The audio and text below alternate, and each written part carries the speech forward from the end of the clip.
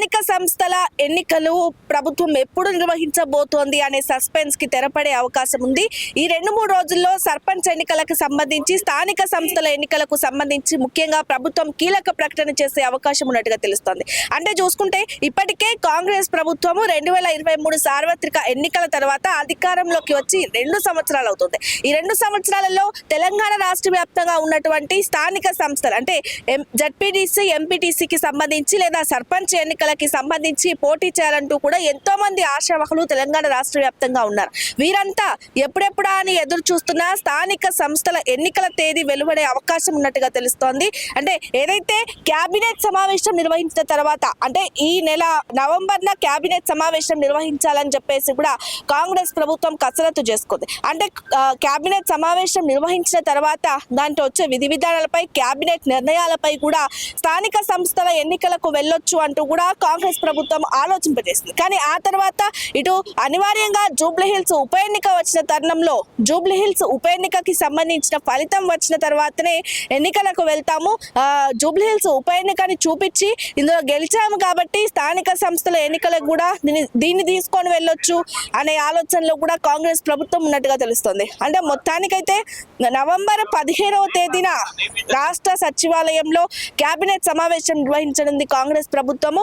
మంత్రులంతా కూడా ఈ స్థానిక సంస్థల ఎన్నికలకు సంబంధించి కేబినెట్ సమావేశంలో పాల్గొనున్నారు. అంటే స్థానిక సంస్థల ఎన్నికలకు వెళ్తే ఎంపీటీసీ కావచ్చు, జెడ్పీటీసీ, సర్పంచ్ ఎన్నికలకు వెళ్లే ముందు అంటే ఏ విధంగా ఇప్పటికే కూడా రిజర్వేషన్లకు సంబంధించి కూడా ఎక్కడికక్కడ అసలు ఏ రిజర్వేషన్ తో ముందుకు వెళ్ళబోతుంది కాంగ్రెస్ పార్టీ, ఎవరికి ఎంత రిజర్వేషన్ కల్పించనుంది అనే దానిపైన కూడా నవంబర్ 15వ తేదీన కేబినెట్ సమావేశం తర్వాత కీలక విషయాలు బయటకు వచ్చే అవకాశం ఉన్నట్టుగా కూడా చూస్తున్నాం. అంటే చూసుకుంటే ఏదైతే కాంగ్రెస్ ప్రభుత్వం ముందుగా ఎన్నికలకి ముందు ఇచ్చిన హామీ 42% బీసీలకి రిజర్వేషన్ ఇస్తాము, ఆ తర్వాతే స్థానిక సంస్థల ఎన్నికలకు వెళ్తామంటూ కూడా కాంగ్రెస్ పార్టీ చెప్పిన విషయం తెలిసిందే. మరి ఇప్పుడు కూడా నిజంగానే కాంగ్రెస్ పార్టీ 42% రిజర్వేషన్ ఇస్తుందా, లేకపోతే అది సాధ్యపడిన పరిస్థితిలో మొత్తం 50% రిజర్వేషన్తో స్థానిక సంస్థల ఎన్నికలకు వెళ్తుందా, లేకపోతే పార్టీ ఎజెండాతో కూడా రిజర్వేషన్లు ఇస్తుందా, పార్టీని బట్టి రిజర్వేషన్ ఇస్తుందా అనేది కూడా వేచి చూడాల్సిన అవసరం ఉంది. మొత్తానికైతే ఎప్పటి నుంచో కూడా ఇప్పటికే గ్రామ స్థాయి నేతలు కావచ్చు, తెలంగాణ రాష్ట్ర వ్యాప్తంగా ఉన్న నేతలు కావచ్చు, అందులో ఉన్నటువంటి సర్పంచ్ ఆశావాహులు ఎందరో కూడా ఇప్పటికే గ్రామ స్థాయిలో మకాం వేసి కూడా గెలిపే లక్ష్యంగా ముందుకెళ్తున్నారు. మరి ఇప్పటికే కూడా కొన్ని పథకాలు అమలు చేశాము, అంటే మహిళలకు ఉచిత బస్సు ప్రయాణం కల్పిస్తున్నాము, ఇటు రుణమాఫీ కూడా సగం చేసేసామంటూ కాంగ్రెస్ ప్రభుత్వం చెప్తుంది. కాబట్టి మరి వీటిని తీసుకొని స్థానిక సంస్థల ఎన్నికలకు వెళ్దామని ఇంతకుముందు భావించింది. కానీ ఏదైతే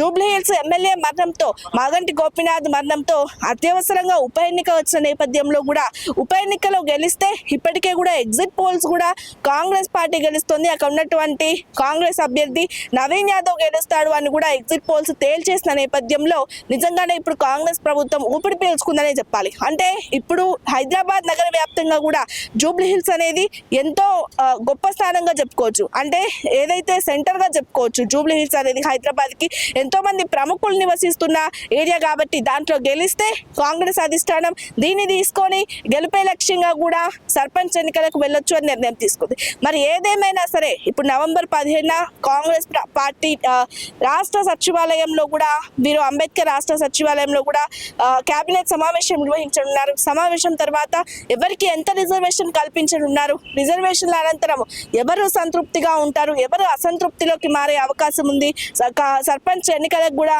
ఎప్పుడు నిర్వహిస్తారు అనేది మాత్రము ఎలక్షన్ కమిషన్ కి వాళ్ళు తెలియజేయనున్నట్టుగా తెలుస్తోంది.